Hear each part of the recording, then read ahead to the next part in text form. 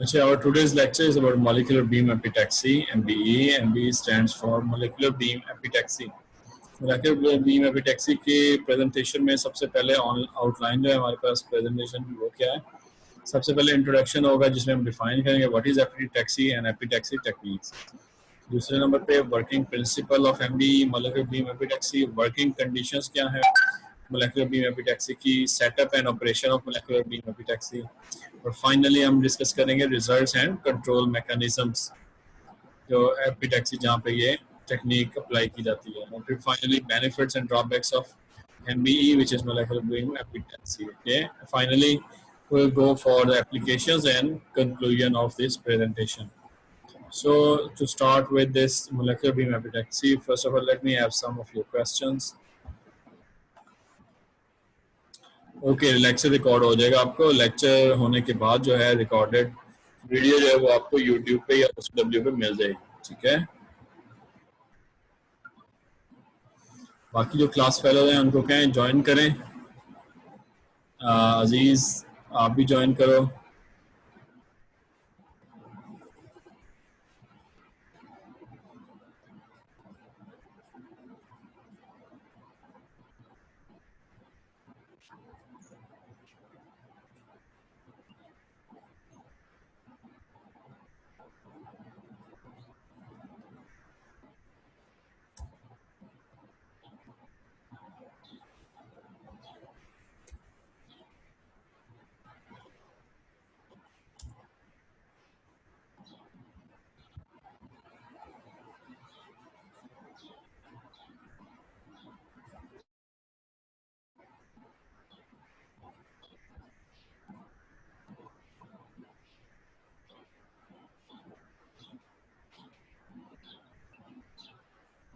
मुझे सब ऑनलाइन आ गए हैं, अभी कुछ बच्चे रह गए हैं।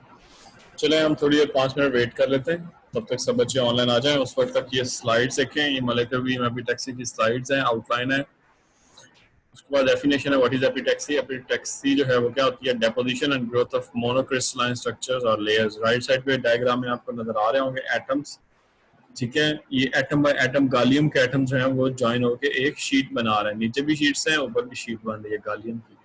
तो ये है ये है MBE ग्रोथ मैकेनिज्म, यानी molecular beam epitaxy growth mechanism, ठीक है। Molecular beam epitaxy growth mechanism में आपके पास एटम बाय एटम या मॉलिक्यूल बाय मॉलिक्यूल स्ट्रक्चर जो है वो ज्वाइन होके बिल्ड होता है, शीट्स बन रही हैं, ठीक है। जैसे ये यहाँ पे भी MBE ग्रोथ मैकेनिज्म है, ये भी शीट्स बन रही है। यहाँ पे सिंगल एटम है तो ये एटॉमिक लेयर जो है वो डिपॉजिट हो रही है। तो बेसिकली एपिटैक्सी जो है एटॉमिक लेयर को डिपॉजिट करने के लिए इस्तेमाल की जाती है। तो epitaxy growth results in monocrystalline layers differing from deposition which gives rise to polycrystalline bulk structures. Epitaxy steps types होमोएपिटैक्सी और हेटेरोएपिटैक्सी होती है। होमो से क्या मुराद है, जब आपके पास सबस्ट्रेट और मटेरियल जो है वो सेम काइंड के हों, यानी जो आपका सबस्ट्रेट जिस मटेरियल से बना है, फॉर एग्जांपल सिलिकॉन के ऊपर सिलिकॉन डिपॉजिट हो रही हो तो ये आपके पास होमोएपिटैक्सी होगी, और अगर सिलिकॉन के ऊपर गालियम डिपॉजिट हो रहा है तो ये आपके पास हेटेरोएपिटैक्सी होगी। या फॉर एग्जांपल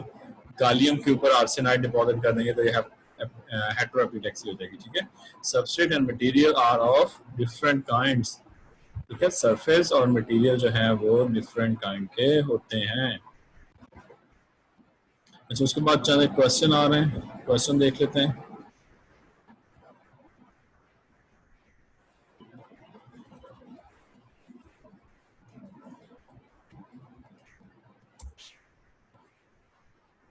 अगर लेक्चर तो ठीक है, लेक्चर के बाद आप ज्वाइन कर लें।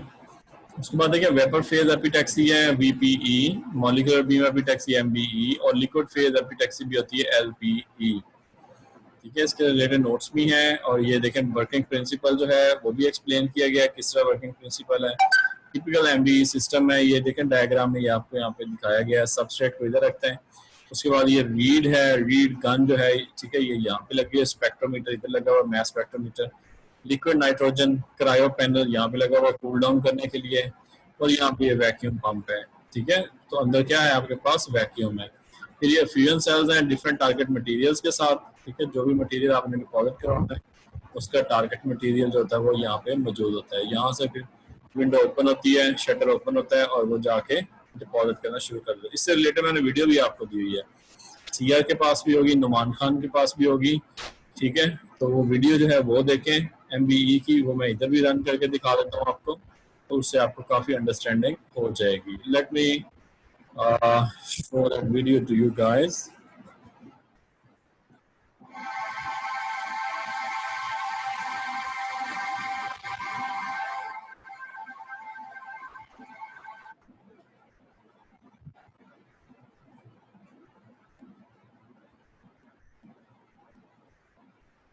ये वीडियो है उसकी, ये देखें।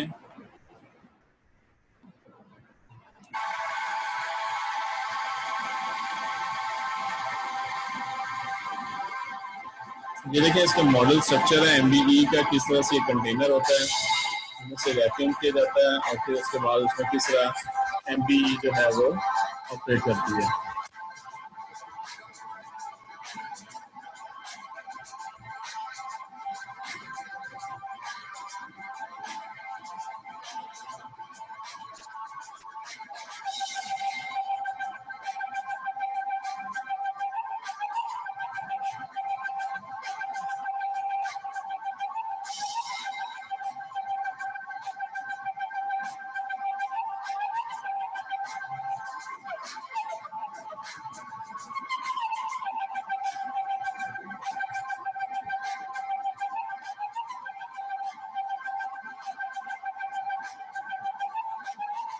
ये सबस्ट्रेट है आपका,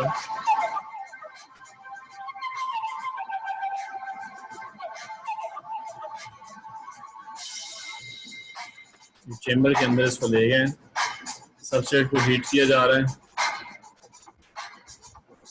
ये आपके पास सफिशिएंट सेल्स हैं, 1 बाय 1 ये सेल जो है हीटअप होके ओपन होंगे और जो रिक्वायर्ड मटेरियल उसको डिपॉजिट कर देंगे सबस्ट्रेट के ऊपर।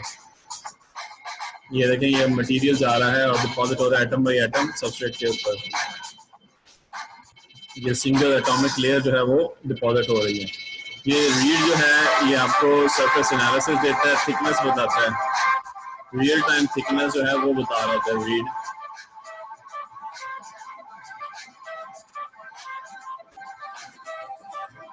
ये एक्सरे डिफ्रैक्शन है, डिफ्रैक्शन भी आपको फौरन मिल जाती है, आपको पता चल जाए आपका मटेरियल कितना डिपॉजिट हुआ है और कौन सा हुआ है, उसका क्रिस्टलाइन स्ट्रक्चर क्या है।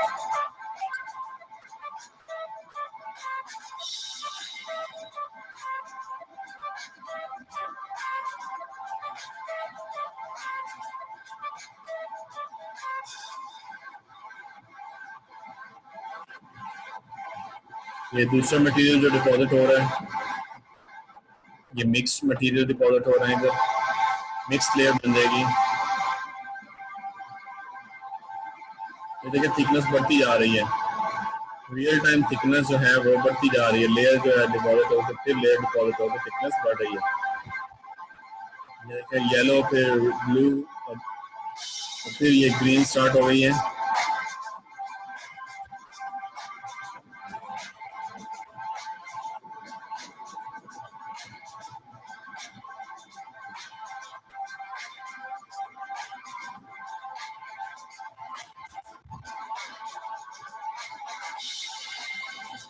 देखिए ये रिजल्ट्स हैं आपको जो मिलते हैं, रिजल्ट से आप इसको एनालाइज कर सकते हैं कि कौन सा एटम कहाँ पे मौजूद है। ये ऑक्सीजन के लिए, टाइटेनियम के लिए ग्रीन और स्ट्रॉन्शियम के लिए ब्लू, ठीक है। तो इसको आप फॉल्स कलरिंग के साथ इसको शो करवाते हैं।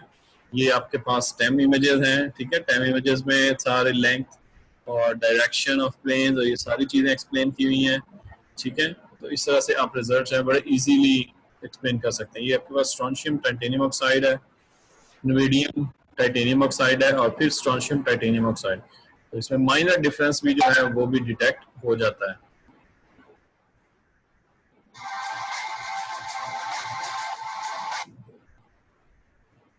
अच्छा, उसके बाद वापस आ जाएं शेयरिंग पे, ये हम वापस आ गए, ठीक है।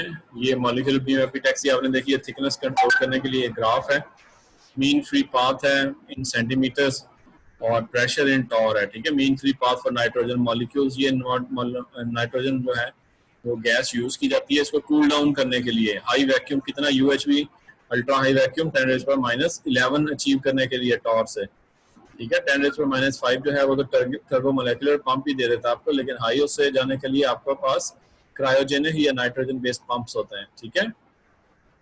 उसके बाद chemically stable up to 1400 degree centigrade crucibles होती हैं जिनमें मटेरियल होता है और वो हीट अप होके जाके डिपॉजिट करता है आपके सबस्ट्रेट के ऊपर। उसके बाद देखिए molybdenum and tantalum are widely used for shutters. Molybdenum और टैंटलम जो है ये मैक्सिमम यूज किए जाते हैं फॉर शटर्स के तौर पे। Ultra pure material used as source के तौर पे अल्ट्रा प्योर मटेरियल यूज किए जाते हैं। इसमें ड्रॉबैक भी है, फायदा भी है। ड्रॉबैक ये है कि अल्ट्रा प्योर अचीव करना बहुत मुश्किल है, और फायदा ये है कि आपकी जो सैंपल्स बनेंगे या थिन फिल्म बनेंगी या एटॉमिकली डिपॉजिट जो होगी वो इंतहाई प्योर होगी, स्टैंडर्ड होगी, ठीक है। उसके साथ ही चंद एक क्वेश्चन हम देख लेते हैं।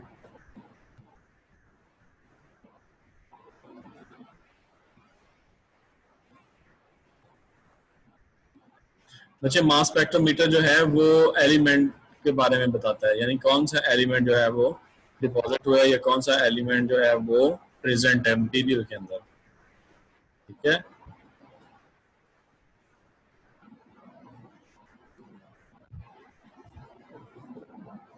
अच्छा, उसके बाद ऑपरेशन की वीडियो है। ऑपरेशन अभी मैंने आपको दिखाया है किस तरह होता है ऑपरेशन, दोबारा भी देख लेते हैं, ठीक है। ये मुख्तलिफ लेयर जो है वो डिपॉजिट की जाती हैं MBE से, ठीक है। उसके बाद देखें जो फाइनल पॉइंट्स इंपॉर्टेंट वो ये हैं कि typically in ultra high vacuum operate करती है, deposition rates are very low, ठीक है।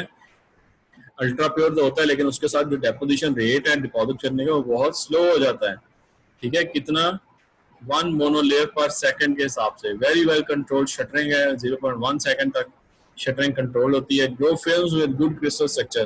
जो क्रिस्टल स्ट्रक्चर है बच्चे वो बहुत ही फाइन किस्म का होता है, क्योंकि इतनी स्लो डेपोजिशन होती है कि हर एटम को इतना टाइम मिल जाता है कि वो प्रॉपर जाके अपनी जगह पे बैठ सके, डिपॉजिट हो सके, इसलिए डिफेक्ट्स बहुत कम होता है। Often use multiple resources to grow alloy films, ठीक है। मल्टीपल रिसोर्सेज जो यूज किए जाते हैं अलॉय फिल्म्स डिपॉजिट करने के लिए। फिर deposition rate is so low that substrate temperature doesn't need to be as high, ठीक है। PVD की या CVD की तरह सबस्ट्रेट का टेम्परेचर हाई करने की जरूरत ही नहीं पड़ती, क्योंकि डेपोजिशन ही बहुत स्लो हो रही है। उसके बाद जो जिसके ड्रॉबैक्स हैं वो है कि ये एक्सपेंसिव बहुत ज़्यादा है और बहुत ज़्यादा सोफिस्टिकेटेड सिस्टम है, इसलिए इसकी क्लीनलीनेस जो है वो एक अलग से इशू है। ये कई कई महीने लग जाते हैं इसकी क्लीनलीनेस में, ठीक है। तो इसके साथ ही ये प्रेजेंटेशन है। MBE का ऑपरेशन और कंस्ट्रक्शन एक मतलब फिर देखते हैं हम, ठीक है। दोबारा देख लेते हैं ताकि आपको सही तरह से क्लियर हो जाए, ठीक है। इसको हम शेयर करते हैं दोबारा। ये है वीडियो हमारे पास, तो इसको हम दोबारा चला लेते हैं। ये MBE सिस्टम है सामने,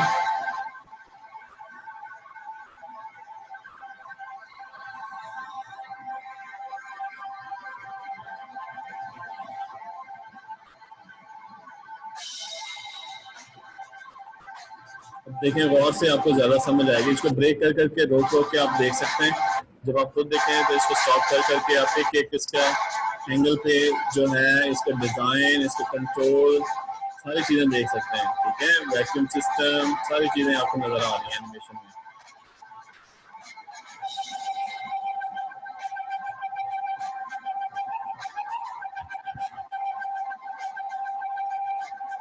ये देखिए सबस्ट्रेट रखा जा रहा है अंदर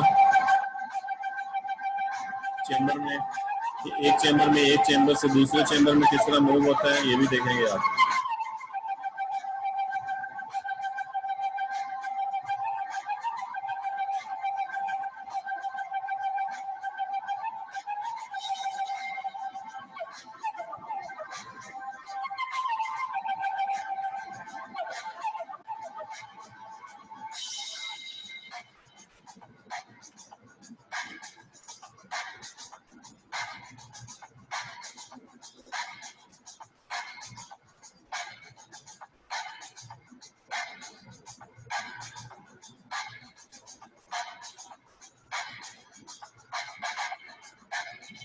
ये देखिए मटेरियल की डेपोजिशन जो है वो हो रही है। ये सिर्फ सिंगल एलिमेंट है, ठीक है। एक एलिमेंट डिपॉजिट हो रहा है, फिर मिक्स एलिमेंट डिपॉजिट होंगे और फिर फाइनली एक एलिमेंट डिपॉजिट होगा, ठीक है।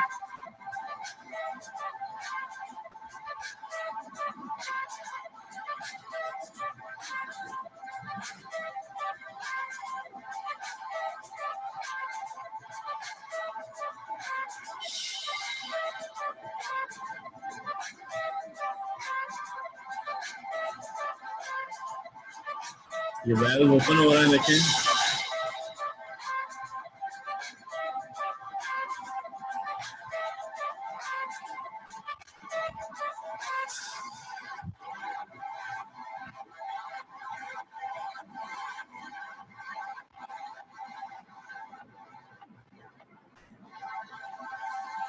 ये मिक्स मेटल की डेपोजिशन हो रही है, फिर फाइनली सिर्फ एक मेटल की डेपोजिशन हो रही है। देखिए किधर से भी आ रहा है, इधर से भी आ रहा है, तो ये मिक्स डेपोजिशन हो रही है, ब्लू कलर बन रहा है।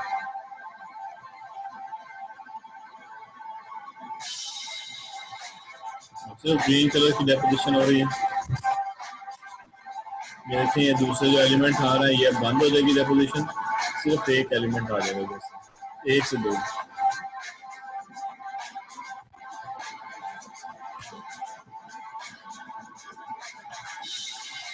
ये फाइनल रिजल्ट्स हैं, जैसे आपको बताया कि मुख्तलिफ एलिमेंट जो कंपाउंड्स हैं वो डिपॉजिट हो जाते हैं, उनको बाद में आप स्टडी कर सकते हैं। और इसके साथ ही हम आज का लेक्चर जो है वो एंड करते हैं इंशाल्लाह।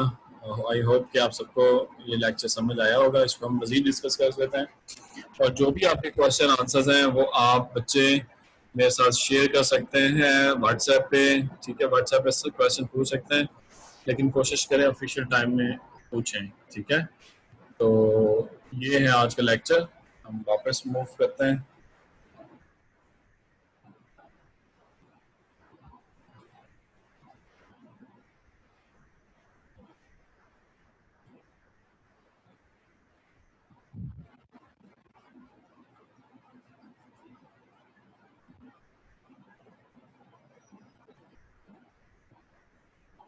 शेयर में वापस हम प्रेजेंटेशन पे आ जाते हैं।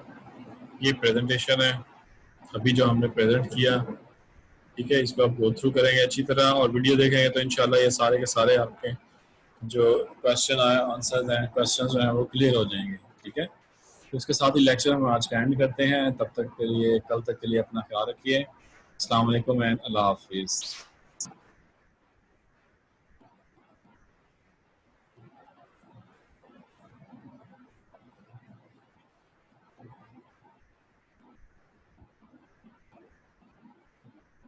मीटिंग को एंड करते हैं।